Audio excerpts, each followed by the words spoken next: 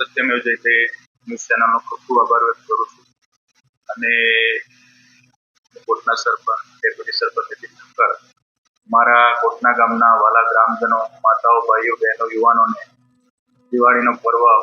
ખૂબ ઉત્સાહભેર ઉજવે અને એમનું આવનારું વર્ષ ખૂબ પ્રગતિમય રહે, તંદુરસ્તમય રહે, નિરોગી રહે, આવનાર વર્ષમાં તે ખૂબ પ્રગતિ કરે તેવી દિવાળીની શુભકામનાઓ પાઠવું છું. બીજું વિશેષ મારા ગ્રામજનોને એક સંદેશ પાઠવવા માંગુ છું કે જે સરકારશ્રીનો અભિગમ છે મેક ઇન ઇન્ડિયાનો, તેમાં આપણે સૌ જે આ ફટાકડા દિવાળી પર્વમાં જ્યારે ફોડવામાં આવે છે તે ફટાકડા ફક્ત ને ફક્ત આપણા સ્વદેશી હોય, ચાઇનાના જે ફટાકડા હોય છે તેનો